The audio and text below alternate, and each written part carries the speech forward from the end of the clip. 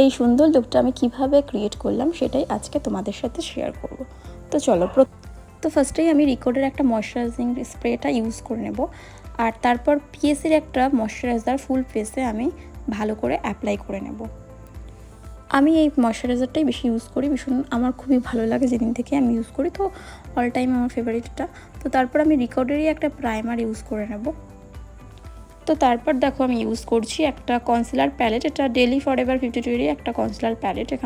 আমি এটা দিয়ে একটা লাইট একটা বেস ক্রিয়েট করব, খুব একটা বেশি কিছু না। আর আমি এখানে কোনো ফাউন্ডেশন ইউজ করব না, আমার ফাউন্ডেশন সবসময় ইউজ করতে ভালো লাগে না। তো দেখো তারপর আমি কালার বাড়িরই একটা কম্প্যাক্ট নিয়ে আমার পুরো ফেসটা ভালো করে আমি সেট করে নিলাম। এরপর আমি একটা জেল লাইনার দিয়ে আমার আইব্রোটা করে নিলাম, আর তারপর হালকা করে একটু কাজল অ্যাপ্লাই করে নেব, ব্যাস এটুকুই। আমি সবসময় সিম্পল মেকআপ করতে ভালোবাসি, তো সেই জন্য সিম্পলের ওপরেই রাখবো। এরপর দেখো আমি একটা মাস্কারা ইউজ করছি, আর এটা মেবেলিনের মাস্কারা।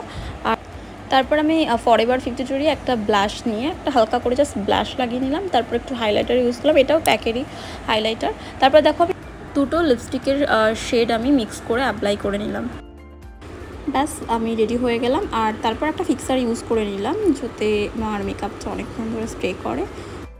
তো ব্যাস এটাই ছিল একটা লুক, আর সিম্পল লুক। তো কার কার ভালো লেগেছে কমেন্ট করে অবশ্যই জানিও।